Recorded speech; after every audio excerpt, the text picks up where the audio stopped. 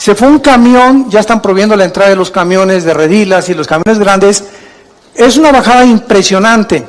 Bueno, no se calculó mucho, ¿verdad? Y el camión se fue contra la caseta y mató a la persona de la caseta, murió quemado junto con el chofer. Después vino otro accidente también, y gracias a Dios que pues ya hicieron otro desviamiento, una desviación para los camiones, y se le está prohibiendo a los que entren que ya no circulen por esa autopista. Lo que más me impactó fue que oí en el periódico que uno de los testimonios es que unos familiares de estas personas que murieron dijeron lo siguiente: mi tío, una de las personas que murieron, estaba cuando salió de la casa y voy a hacer esto, construir esto, etcétera, etcétera, y nos damos cuenta, uno de los familiares es cristiano, nos damos cuenta que así es la vida. Hoy vivimos, hoy en la tarde, hoy en la noche o mañana, ninguno sabe si vamos a amanecer. Nadie sabe. Todas las personas salimos al mundo y con proyectos y visiones y trabajo, etcétera, etcétera, cuando lo más importante es que todos estamos condenados, somos como una lista de reos condenados a muerte, porque algún día tenemos que entregarle cuentas a Dios. Entonces, si tenemos esta conciencia de que hoy puede ser el último día en que Dios tal vez te esté hablando, y tal vez Dios te está dando la oportunidad de comenzar a cambiar ya tu trayecto y el camino que tú llevas, estoy seguro que cambiarías el rumbo de tu vida. Si respondes que sí, entonces eso quiere decir que necesitas hacer algunos ajustes ya en tu vida, no creyendo que tienes todavía un mes de vida, ni una semana, ni todavía, no me faltan todavía 10, 15 años, no me importa que tengas 20, 25 años de edad, 30, 35 años, la muerte toca las puertas a los niños recién nacidos, como al que llega a los 113 años del último señor judío que acaba de morir de 113 años. Así que la muerte es para todos los seres humanos, para todas las edades, en el momento en el que menos lo pensamos. Si tú respondes que sí, ¿verdad? Entonces la Biblia tiene muchas exhortaciones para que nosotros vivamos a la luz de la eternidad, a la luz de cada día levantarme, Señor. Yo no sé si es mi último día, encomiendo mi familia a ti, Señor. Te encomiendo mi vida, guíame, Espíritu Santo. Muéstrame las decisiones que tengo que tomar. Que las decisiones que tengan no tengan consecuencias para el mal, sino para el bien. Que cada decisión que yo tome este día sea para tu gloria, Señor. Cuando comenzamos a vivir con esta expectación de la eternidad, es cuando podemos comprender al rey David en uno de los salmos, que oró a Dios y le dijo: oh Dios, enséñame a contar los días de tal manera que traiga sabiduría al corazón. Vean por ejemplo en Romanos capítulo 13, versículos del 11 al 14, la exhortación que nos hace el apóstol Pablo. Y esto conociendo el tiempo. ¿Cuál tiempo? El tiempo que es cortísimo de nuestra vida. Que ya es hora de levantarnos del sueño, porque ahora está más cerca de nosotros nuestra salvación que cuando creímos. La noche está avanzada y se acerca el día. Desechemos pues las obras de las tinieblas y vistámonos las armas de la luz. Andemos como de día, honestamente, no en glotonerías y borracheras, no en lujurias y lascivias, no en contiendas y envidia, sino vestidos del Señor Jesucristo y no proveáis para los deseos de la carne. Noten ustedes en el versículo 12 que la vida espiritual la compara el apóstol Pablo, guiado por el Espíritu Santo, con el día y la noche. Cuando llegan las 9, 10 de la noche, en el caso particular mío, yo a las 10:30 ya estoy roncando, ¿verdad? Tal vez 10:15, 10:30. Ya sé que es mi hora. Tengo esa disciplina de siempre tratar de dormirme esa hora. Y ya llegan las 5, 5:30, levantarme, porque ya salió el sol y tu cuerpo se acostumbra, ¿verdad? El metabolismo a los horarios donde tú estás viviendo. Bueno, de la misma manera, ¿saben ustedes a qué hora de la noche nos encontramos ahorita? Nos encontramos en el punto más oscuro de la humanidad, donde un loco que se llama Kim Jong en Corea del Norte está amenazando bombardear la isla de Guam, donde hay 163,000 personas, más de 12,000 soldados norteamericanos estacionados. Está amenazando bombardear Alaska y Los Ángeles. Está amenazando lanzar bombas contra Japón. Ya ahorita comenzó la evacuación de Corea del Sur, porque Corea está dividida en el norte y en el sur. En el sur están completamente, no son comunistas. En el norte, este hombre, Kim Jong, de 33 años, ¿verdad? Un jovencísimo, el gordito que tienes ahí arriba de tu cama. Este hombre, ¿verdad?, está tratando de recuperar Corea del Sur, amenazar Corea del Sur. Y en Corea del Sur hay más de 17,000 Marines o marinos Estados Unidos, y tienen un sistema ahorita, gracias a Dios, ¿verdad?, como escudo contra misiles, pero misiles Hwang-2, que no son los grandes, que viajan a más de 6,000, 7,000 kilómetros de distancia. Entonces, el mundo está ahorita así en una expectación impresionante. Anoche oí un noticiero que investigaron a los habitantes de Guam.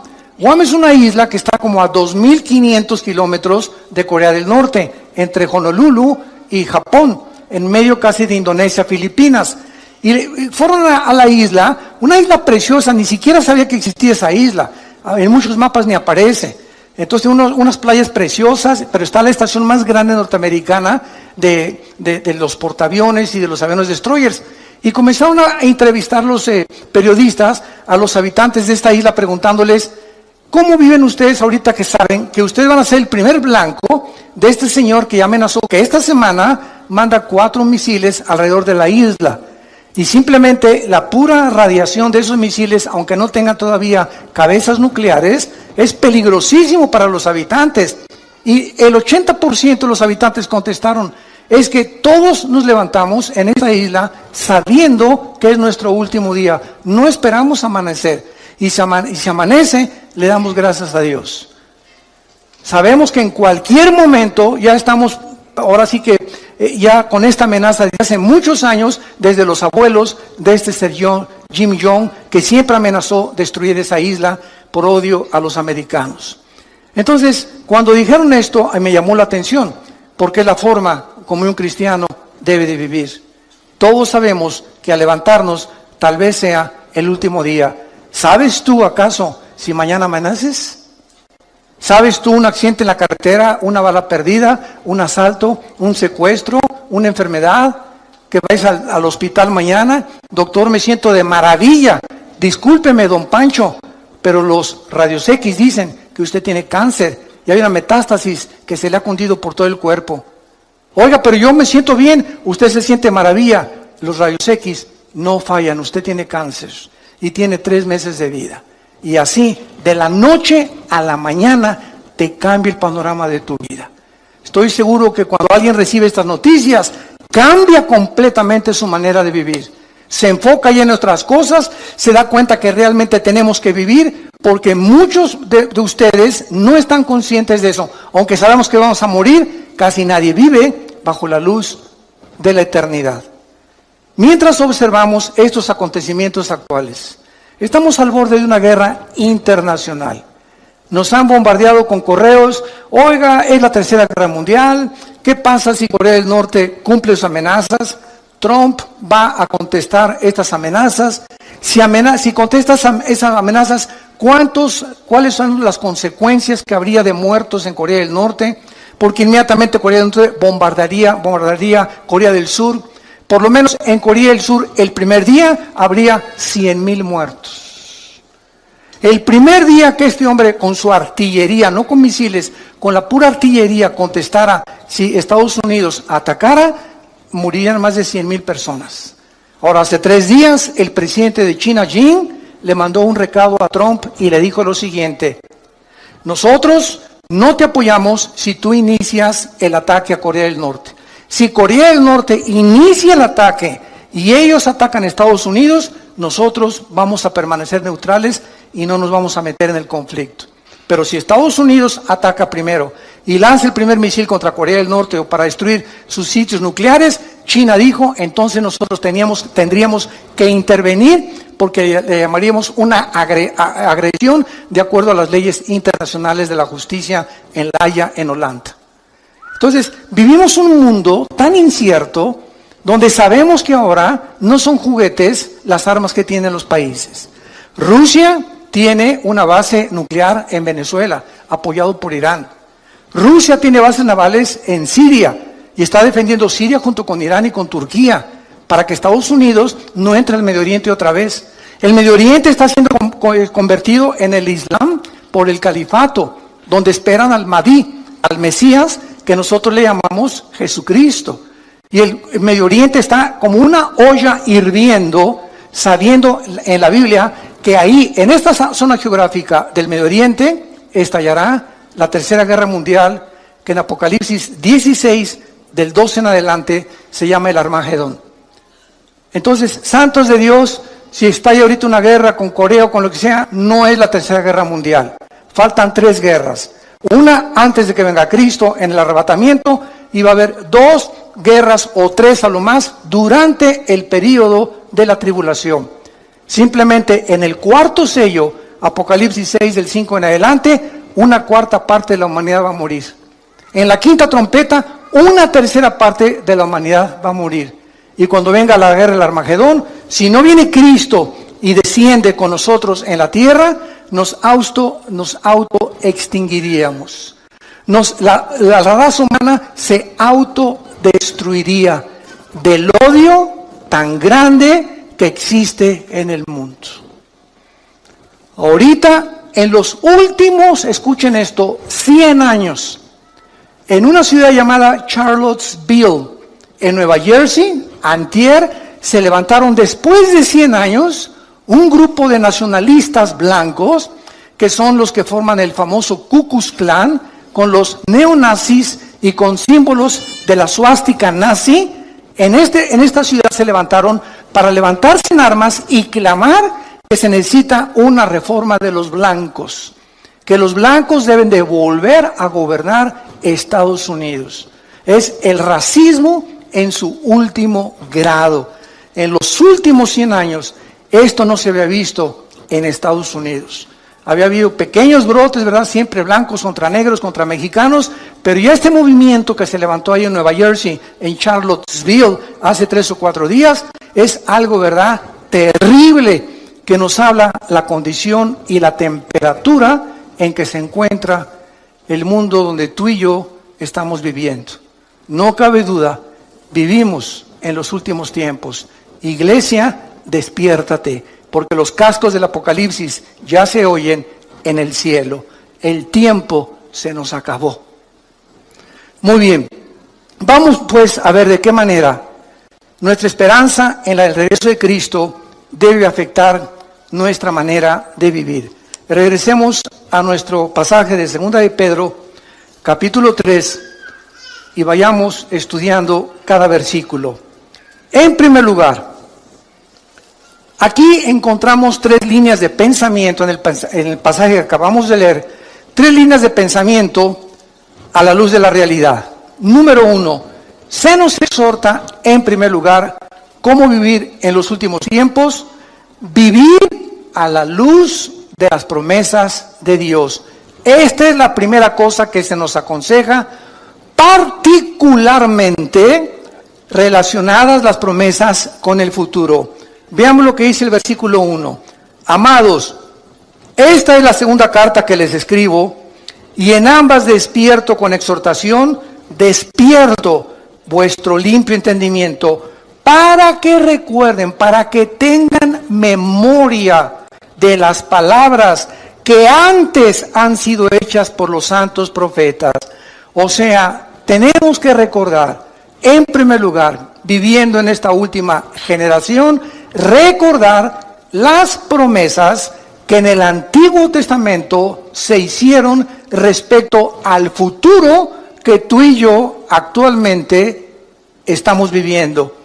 Esto se refiere a todos los eventos futuros que se profetizaron en el Antiguo Testamento, como viene la gran tribulación, la segunda venida, la apostasía de la iglesia, que ya estamos viviendo. Nunca la iglesia cristiana había sido bombardeada con tantas herejías, con tantas barbaridades que se están predicando y que se están enseñando en los últimos 30, 40 años. Es impresionante la cantidad de miles, ustedes no lo saben, miles de cristianos en Sudamérica y en Europa que dicen: no encontramos una iglesia con sana doctrina.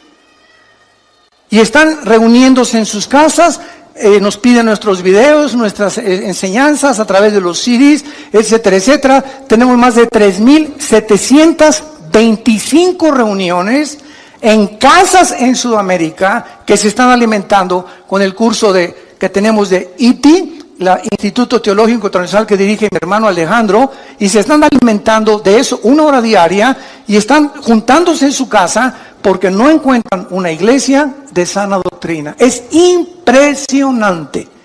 En una que les piden bolsas para vomitar, en otras que la cachetada del Espíritu Santo, el chicle del Espíritu Santo, la caída del Espíritu Santo, etcétera, etcétera, que si no hablas en lengua no tienes al Espíritu Santo. Bueno, es increíble a lo que la iglesia ha llegado. Y millones de cristianos, por no tener una vocación para estudiar la Biblia sistemáticamente por libros, etcétera, etcétera, caen en la trampa y se comen y son engañados con todo lo que oyen. Nunca corroboran si lo que les enseñan es lo que enseña la palabra de Dios. Tengan memoria que esto va a venir, no nos asustemos, como me dicen muchos pastores. Acabo de estar en Guatemala el último fin de semana, se celebró el 67 aniversario de Radio Cultural en Guatemala, en la ciudad, que es la estación de radio más prestigiosa en los últimos 100 años. Y esta radiodifusora celebró el 67 aniversario, me invitaron a compartir la palabra, y el sábado se unieron casi más de 1,700 pastores de diferentes naciones, de la ciudad de Guatemala, etcétera, etcétera. Y el domingo nos reunimos en el Parque Industrial y asistieron 18,000 personas. Entonces vemos nosotros que es una efervescencia de hambre de la palabra de Dios. Y cantidad de pastores me decían en Guatemala: hermano, es que necesitamos la sana doctrina, necesitamos regresar a las enseñanzas de la Biblia, a las enseñanzas que Cristo nos enseñó. Y yo el consejo que les daba es el siguiente: no se desilusionen, no se asusten. ¿Saben por qué? Porque Cristo nos los dijo. Cuando estas cosas sucedan, recuerden que yo se las dije antes. Entonces, esto tiene que suceder. No nos desilusionemos, al contrario, tiene que suceder, y si sucede es porque la Biblia es la palabra de Dios. Al contrario, esforcémonos, seamos valientes, echemos mano de la vida eterna, no perdamos la esperanza a la cual todos hemos sido llamados. Estemos firmes y constantes en la fe, sabiendo que nuestro trabajo no es en vano. Entonces, no es tiempo de ser cobardes, no es tiempo de ya me voy, tú una bola de hipócritas, esto no es cierto. Estos son los perdedores, los que quieren ponerse hasta atrás del ejército y no quieren ocupar las primeras líneas de comandantes y generales del ejército de Dios. Es muy fácil irte hasta atrás y decir: ya no peleo, ya me quedo en la casa, esto no es cierto, qué fácil es eso. Y dicen Apocalipsis 21:8, los cobardes encabezan la lista de los que van al lago de fuego. Los cobardes, no los adúlteros, no los homosexuales, no las lesbianas, no los secuestradores. Los cobardes son los primeros que dice Cristo que va a juzgar. Muy bien, entonces todas estas profecías ya se han cumplido, y la exhortación es que mantengamos estas promesas en nuestra mente, porque las vamos a necesitar. Dice el versículo 3, sabiendo primero esto. O sea, ¿por qué necesitamos recordar tres promesas? Porque en los postreros días, que es la época que estamos viviendo, que actual es la Biblia, vendrán burladores, andando en sus propias concupiscencias y diciendo: ¿dónde está la promesa del Hijo de Dios? Siempre ha habido guerras, siempre ha habido terremotos, siempre ha habido maldad, siempre ha habido pecado, bla, bla, bla, bla, bla, bla, bla, bla. Y así tenemos ahorita un mundo impresionante. Tú te metes, por ejemplo, a una conferencia bíblica, profética, y ve los comentarios. Hay buenos y hay negativos. Son puras mentiras. Es pura hipocresía. Y siempre hay estas cosas. Todas estas personas que mandan estos comentarios se les llama burladores. Y ahora es muy importante esto, porque eso nos explica por qué necesitamos aferrarnos a estas promesas. Un burlador, escuchen esto, no es lo mismo de una persona que tiene dudas. Porque los que dudan honestamente están abiertos a las evidencias. Pero el burlador es la persona que ni siquiera quiere oír las evidencias ni hacer caso de las evidencias o las pruebas que la Biblia ofrece para demostrarte que estás equivocado. El burlador se dedica a burlarse, a criticar, a despreciar y atacar las cosas de Dios. En el Salmo 10, en el Antiguo Testamento, David escribió lo siguiente, versículos del 3 al 5. Salmo 10, del 3 al 5. Porque el malo se jacta del deseo de su alma, bendice al codicioso y desprecia a Jehová. El malo, por la altivez de su rostro, no busca a Dios. No hay Dios en ninguno de sus pensamientos. Sus caminos son torcidos en todo tiempo. Tus juicios los tiene muy lejos de vista. A todos sus adversarios desprecia. Y en el capítulo 14, versículo 1, dice David, dice el necio en su corazón, no hay Dios. Lo más lejos que el hombre pueda llegar es reconocer que Dios tenía razón. Y a partir de ese punto ya no llegas más lejos sin Jesús en tu vida. Entonces es importante, ¿verdad?, darnos cuenta que por qué actúan estos burladores de esta manera. Regresamos a nuestro pasaje 2 de Pedro. Y dice el versículo 3, ¿por qué estos burladores que abundan en la televisión, en las telenovelas, en los programas y en las entrevistas del radio, en el cine, en las películas? ¿Saben ustedes, santos de Dios, por qué esta gente actúa de esa manera? Burlándose, despreciándose, riéndose, haciendo mofa de las cosas espirituales. Nos lo dice el versículo 3, porque andan según sus propias concupiscencias. En otras palabras, son personas que no quieren que Dios se meta a sus vidas. Son personas que no quieren que haya nadie del universo que les ponga 10 mandamientos para vivir. Son personas que no les importa ni tampoco les conviene tener un Dios a quien someterse. Ellos quieren andar. La palabra concupiscencia, apúntalo, significa pasiones sin control o deseos desordenados. No tengo ningún freno moral, me acuesto con el que sea. Puede ser hombre, puede ser mujer, mujer con mujer, hombre con hombre, o puedo tener amante, puedo tener esposa, o me puedo acostar con mi novio o con mi novia. Son personas que no tienen frenos, están como caballos desbocados en la vida. Hacen lo que, como caballos bien alimentados, relinchan tras las mujeres que no son su esposa. ¿Y saben ustedes por qué? Lo dice aquí en 2 de Pedro, capítulo 2. Versículos del 10 que describe este tipo de personas. Y mayormente aquellos que, siguiendo la carne, andan en concupiscencia, o sea, en pasiones sin control e inmundicia, y desprecian el señorío, atrevidos y contumaces, no temen decir mal de las potestades superiores. Versículo 12, pero estos, hablando mal de cosas que no entienden, como animales irracionales, nacidos para presa y destrucción, perecerán en su propia perdición, recibiendo el galardón de su injusticia, ya que tienen por delicia el gozar deleites cada día. Estos son inmundicias y manchas, quienes aún mientras comen con ustedes, se recrean en sus errores, tienen los ojos llenos de adulterio, no se sacian de pecar, seducen a las almas inconstantes, tienen el corazón habituado a la codicia y son hijos de maldición. Por eso se burlan de ti. Por eso te critican que eres cristiano. Por eso se mofan de la Biblia en los periódicos, en los libros, en las películas, en las telenovelas, etcétera, etcétera, etcétera. Porque detrás de estas personas se encuentra el 99% de las veces una vida de inmoralidad.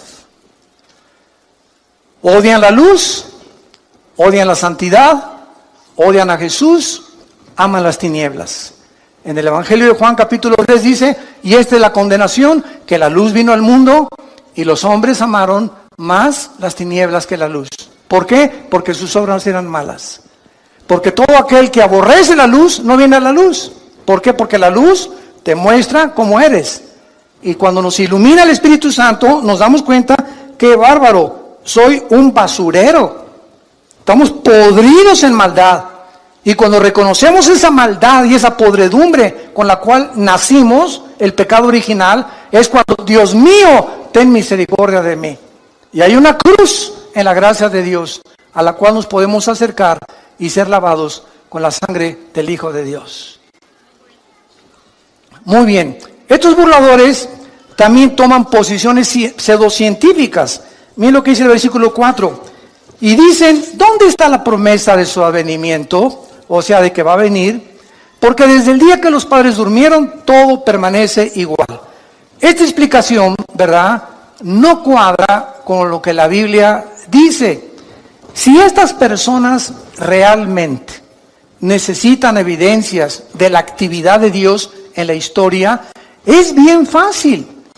La misma historia, señores historiadores que nos visitan, sociólogos que nos visitan, científicos y catedráticos y doctorados y licenciados que nos escuchan, la Biblia nos muestra que la historia misma demuestra la existencia de Dios.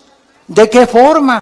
Ven a la Biblia y encontrarás que Dios puso simplemente un botón de muestra, el libro de Daniel.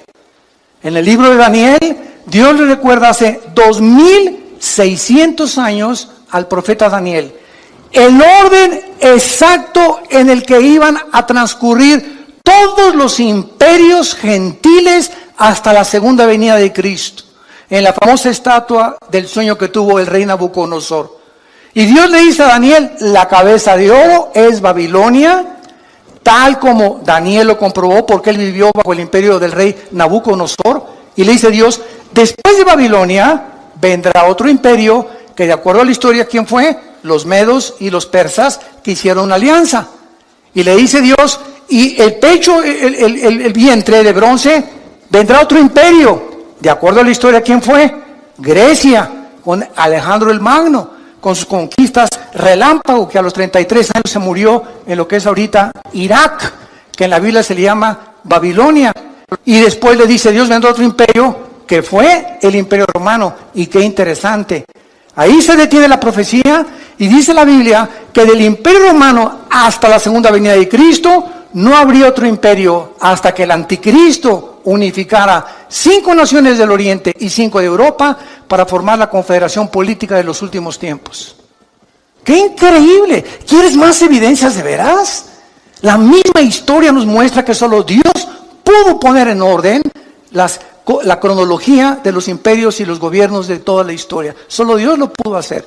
Y así hay más de 133 profecías demostrando que se profetizó que Cristo iba a nacer en Belén, que Cristo iba a ser traicionado por 30 monedas de plata, que Cristo lo iban a traicionar sus propios discípulos y amigos, que Cristo iba a morir crucificado. Simplemente cuando Jesús abría sus manos, se cumplían en ese instante 33 profecías del Antiguo Testamento. Amados, tengan memoria de las promesas del Antiguo Testamento, porque van a enfrentar en los últimos días muchos burladores. Mucha gente ignorante, hablan lo que no conocen. Como un tonto, ¿verdad?, que tuve un debate con él en la televisión hace no mucho tiempo, me comenzó a insultar, y llegó el momento en que me dijo, mire, es más, me dice, yo no creo que ni siquiera Cristo haya existido. Y esta persona tenía 2 títulos universitarios. Se atrevió a decirme, es más, yo creo que ni Cristo resucitó, que Cristo, no existió. Simplemente me volteé, ¿saben lo que le dije? ¿Me puede decir qué fecha es ahora? 10 de mayo de 1997. ¿Y desde cuándo está usted contando 10 de mayo de 1997? Y se quedó así. Y le contesta el moderador: burro, desde que nació Jesús. La misma historia, y se dividió. Cuando vino Cristo, revivió la historia. Y fue tan impactante la entrada de Jesucristo a la historia que contamos antes y después de Cristo. No antes y después de Buda, ni de Mahoma, ni del Dalai Lama, ni de tu padrino Walter Mercado. Fue tan impactante la entrada al escenario mundial del Hijo de Dios que la historia se dividió. Dije, ¿desde cuándo cuentas 1997? Cabeza de ostión. Impresionante, hablan tantas barbaridades, tantas tonterías. Bueno, así es como está el mundo. Tengamos memoria de esto porque se viene más y más y más la crítica y la oposición. Entonces, como decíamos, también toman posiciones pseudocientíficas. O sea, hasta toman pasajes bíblicos para apoyar sus ataques y hacer sus argumentos disque más válidos. Simplemente estas personas les recordamos la historia y te contestan: ay, pues yo no había leído el libro de Daniel. Entonces no hables si no conoces lo que estás diciendo. Yo no puedo tener un debate con un filósofo, por ejemplo, del tipo de Rousseau, o los que siguieron la filosofía de Rousseau, que el hombre es básicamente bueno. Yo no puedo meterme a su ideología si no conozco lo que él me está presentando, porque al meterme yo en lo que yo no conozco, él me puede contraatacar, porque él sí lo conoce. Entonces, si yo tengo un debate con una persona, tengo que conocer sus debilidades de la ideología que me está presentando, combatirla y presentarle las mías. Y escuchen esto: el 90% de las veces que tú alegas con tu maestro de escuela, con un científico o con cualquier persona atea o agnóstica, no conocen la Biblia. No conocen más que son leyendas, esto y el otro, puras tonterías, pero nunca, jamás han checado ni estudiado de una forma sistemática las evidencias y sobre todo las profecías. Entonces, te hablan lo que nunca han oído. ¿Quién te lo dijo? Mi maestro en la preparatoria. ¿Quién te lo dijo? Mi maestro en la universidad. ¿Quién te lo dijo? Lo leí en la revista Duda. Con razón tienes las dudas que tienes, compadre. Vemos nosotros, ¿verdad? Claramente, que cuando leemos, por ejemplo, el libro del Génesis, miren, ya sin ir tan lejos, por el amor de Dios, Virgen del Socorro. Hasta 1860 se descubren las leyes de la herencia por Gregorio Mendel. Hasta 1860 se descubren las leyes de la herencia por Gregorio Mendel. Cuando comienza a hacer experimentos con chicharitos y se da cuenta que hay algo que se transmite y que se hereda. Y ahí se paró la investigación y tuvieron que pasar casi 100 años hasta 1954, el siglo pasado. En 1954 le dan el premio Nobel de Medicina a Dr. Watson y al Dr. Samuel Crick, porque descubren la hélice del ADN, del ácido desoxirribonucleico. Hasta 1954 los investigadores comienzan a penetrar en el ADN y a descubrir que en cada una de las células que tiene el cuerpo humano y todas las cosas vivientes que existen, el cuerpo humano tiene trillones de células. Y en cada célula que tenemos, escuchen esto, en cada célula hay 500 enciclopedias británicas escritas. ¿Me escuchaste? La información que tiene el ADN en cada célula equivale a 500 enciclopedias británicas. Con 4 letras nada más. Y en esa información inteligente que cada célula tiene, está escrito tu color de ojos, tu color del pelo, mi color de piel, nuestra estatura, todas las características que tenemos y venimos heredando desde Adán y Eva. Abuelos, bisabuelos, tatarabuelos, todo se encuentra en cada célula. Entonces, el ADN y el código genético que tengo yo en mis células, le sacan una a Chita, y cuando examinan el ADN de Chita, no corresponde al ADN que yo tengo. ¿Qué significa esto? Que cuando se mezcla un perro con un gato, un burro con un caballo, un león con una cebra, el ADN impide a través de los aminoácidos de la biología que haya una mezcla de especie contra especie, porque entonces se rompe el patrón que Dios estableció desde el Génesis, como lo vamos a ver, capítulo 1, versículos 12 y 13, que todo tiene que ser de acuerdo a su género y a la forma en la que tienen ellos su desarrollo, como las frutas, los animales y nosotros los seres humanos. Cuando se cruzan dos especies, nacen híbridos. Cruza un caballo con una burra, ¿y qué nace? Una mula. Y cuando la mula la quieres volver a cruzar, no puedes porque es híbrida. Se rompió las leyes escritas casi 4,000 años antes que Gregorio Mendel, papá. Miles de años antes que los científicos descubrieran que la sangre es la que produce el cuerpo humano y que la vida está en la sangre, y cuando se descubre la circulación de la sangre, la Biblia decía 3,000 años antes. Antes que se descubriera la proliferación bacteriológica en el mundo, de que si tú haces popó en la calle, o un perro hace pipí, o tu hijo hace pipí en la banqueta, o un perro, aunque el mundo es invisible, todas las bacterias, ¿verdad?, se elevan, y las amibas y todo, y la puedes tú respirar, y te pueden entrar a tu organismo. Miles de años antes de que se descubriera que existen bacterias invisibles, hasta que se descubrió el microscopio, Dios le dijo a Moisés, dile a la gente en el libro del Éxodo que cuando hagan popó, excremento, lo entierren y lo tapen. Dios comenzaba a dar las leyes de la higiene antes que la ciencia las descubriera. Y así podemos seguir con cientos de ejemplos, evidencias históricas, evidencias de higiene, evidencias biológicas, genéticas, arqueológicas, químicas, del área de la disciplina que tú quieras. La Biblia es la palabra de Dios. Los cielos pasarán, pero esta palabra permanecerá para siempre.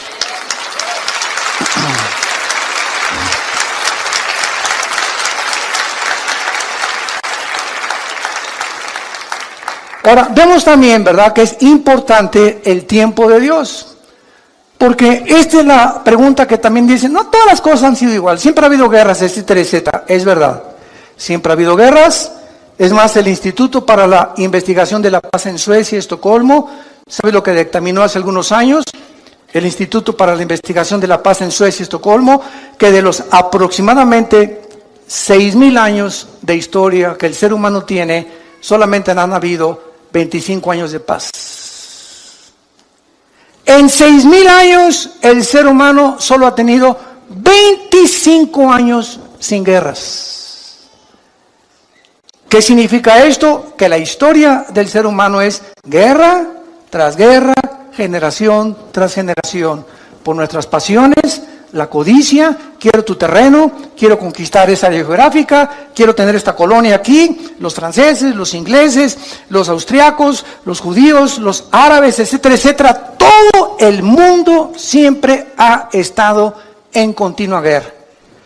Hace algún tiempo, tengo aquí las palabras de uno de mis autores favoritos, C.S. Lewis. Fue profesor de la Universidad de Oxford. Y en 1939, C.S. Lewis consigue sus libros, La grandeza del cristianismo, El problema del dolor. Bueno, es increíblemente científica, y fue el más grande ateo de Inglaterra. Y siendo el más grande ateo de Inglaterra, se convierte C.S. Lewis y comienza a escribir, no sabes, la literatura más profunda que existe, científica cristiana. Y en 1939, C.S. Lewis, cuando la Segunda Guerra iba a comenzar, escribió esto.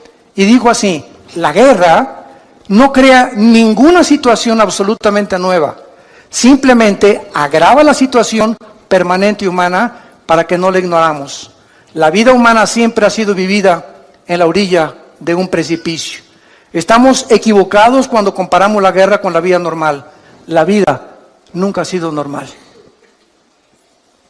Cuando explotó la Segunda Guerra, ¿de qué nos extrañamos? En otras palabras, siempre ha habido guerras. Es la condición permanente del ser humano. Si no hay guerras, buscamos la manera de pelearnos. Y llegamos al precioso siglo XXI. Y la luna, y los descubrimientos tecnológicos, Internet desde los 90s, y las satélites de comunicación, iPad, IQ, chips, bla, bla, bla, bla, bla. Aladín y la lámpara maravillosa. El ser humano ha llegado con la tecnología, etcétera, etcétera. Y ayer acabo de leer las últimas palabras del fundador de Apple, Steve Jobs, que muere de cáncer antes de los 50 años. A los 40 años llegaron con Steve Jobs y le dijeron, el fundador de Apple, de las compañías más prestigiosas que cualquiera pudiera decir. Yo quisiera poder llegar a los descubrimientos de una multimillonaria fábrica y productora de los artículos que conocemos actualmente en el mercado.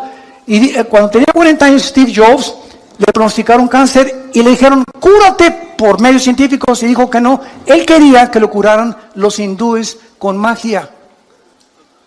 Y entró en el área del ocultismo.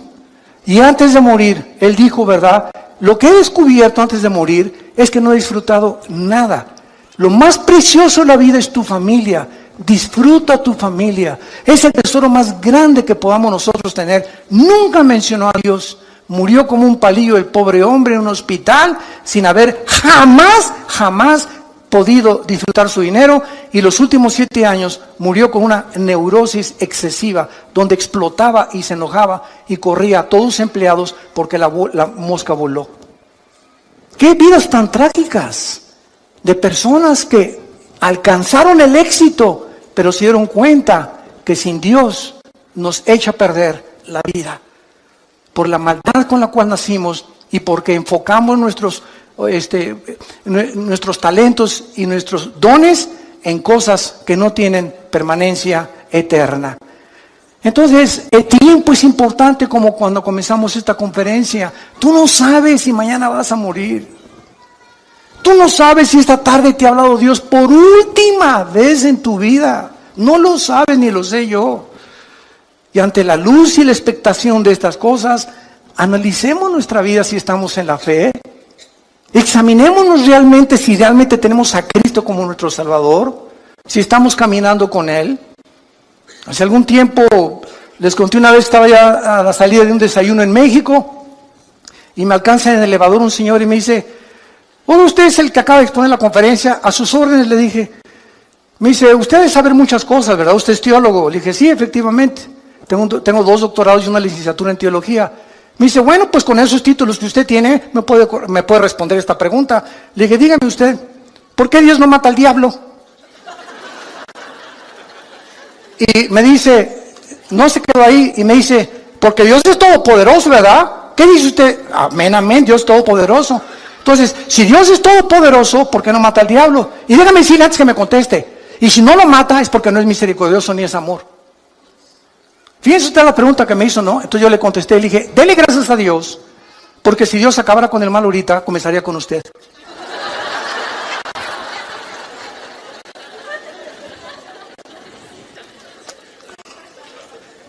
Segunda de Pedro, capítulo 2, lo acabamos de leer, versículo 9. El Señor no retarda su promesa, según algunos la tienen por tardanza. ¿Y por qué Dios no acaba ya con esto y con aquello? ¿Sabes por qué? Porque Dios es paciente para con todos, esperando que tú te arrepientas. Dale gracias a Dios que los juicios de Dios no han comenzado en la forma que se viene sobre el mundo, porque Dios es paciente con tu vida. Te va a seguir hablando a través de tu esposa, a través de tu esposo, a través de tus hijos, a través de tus amigos en tu trabajo, a través de las conferencias en YouTube, en Internet, en las iglesias cristianas. Dios nunca deja de hablar, porque es paciente con tu vida. Pero llega un momento el que tú has decidido no creer. Y tienes la luz y tienes las evidencias, pero no te conviene. No es que no creas por falta de evidencias, como dijo Carlos Sagan, el último ateo del siglo XX, astrofísico. Es que si tuviera más evidencias para creer en Dios, hubiera creído en Dios. Pero detrás de la vida de este hombre, ¿verdad?, no había las características que él deseaba porque no le convenía entregarse a Dios.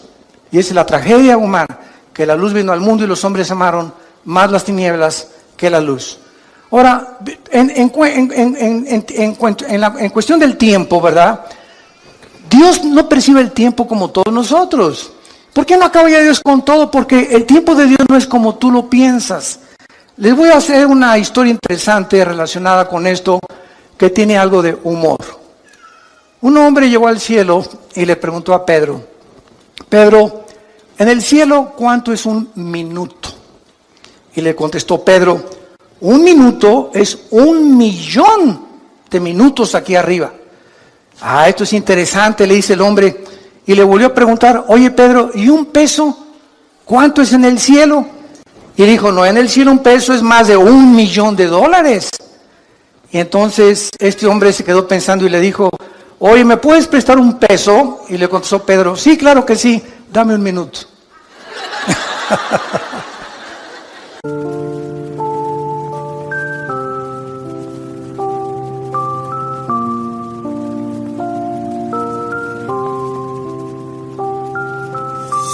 Ta đã không còn thuộc về nhau nữa. Những lời nói ở trong quá khứ đã không còn đau nữa. Ta đã không còn mong tương lai có nhau về sau nữa. Nhưng giọt lệ ở trên mi em đã có ai lau chưa? Và ta từng nghĩ là ta có thể được đi cùng em tới hết đoạn đường. Rồi bão táp mưa giăng cản lối. Ta nhận cái kết đoạn trường. Ta coi em như diễn viên chính, em coi ta như diễn viên hài. Cho em một đời nắng ấm, ai ngờ nhận lại một trời thiên tai. Buồn làm chi em ơi, đâu thể như những phút ban đầu. Ta hoài lâm vào xót xa, có khi nào hoa nở không màu. Xin lỗi vì đã yêu nhau, giờ chỉ nỗi nhớ mang tên mình. Tất cả nếu như là định mệnh, xa mưa rông còn gã điên tình. Ta đã để đông qua chẳng thể trông câu chuyện kể, không đổ hết ra bể. Sống suy cho cùng thì trong tình yêu ai không tỉnh táo là thua khúc đàn tranh vào lúc tàn canh. Qué burro, ¿verdad? Así es. Dios está fuera de nuestras 4 dimensiones. Y para Él un día es como 1000 años, dice el Salmo 90. Entonces, Él no está de acuerdo, ¿verdad?, en el tiempo como nosotros, como transcurre aquí. Aquí el planeta gira sobre su eje en 24 horas, se traslada alrededor del Sol en 365 días, que hace un año, pero Dios está fuera de nuestra galaxia. Él está fuera de las 4 dimensiones. Tú y yo vivimos en 4 dimensiones. Dios es un ser extradimensional. Entonces, Él enfoca y todas las cosas las ve completamente diferente a nosotros. Y cuando estemos en el cielo, después de que veamos lo que nos espera y las bendiciones que tenemos, que vamos a tener, y qué Disneylandia, ni qué Reino Ventura, ni qué Riviera Maya, ni Honolulu, ni qué nada. Cuando estemos ahí en el cielo, vamos a ver nuestro pasado y todo lo que sufrimos.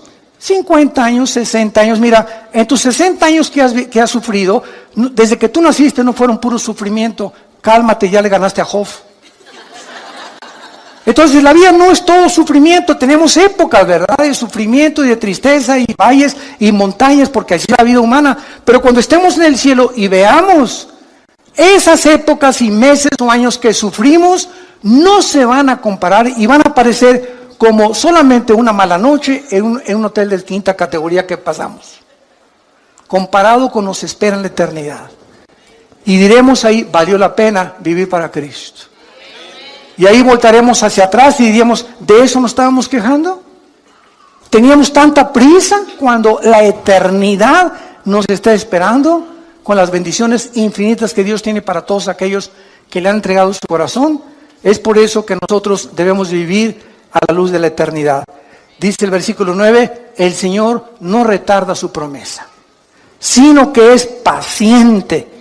Muchos la tienen por tardanza. Ay, ¿cuándo viene Jesús? Ay, que se acabe ya todas estas cosas. Desde tu perspectiva del tiempo y desde mi perspectiva del tiempo, elevemos nuestro corazón y nuestra alma a Dios.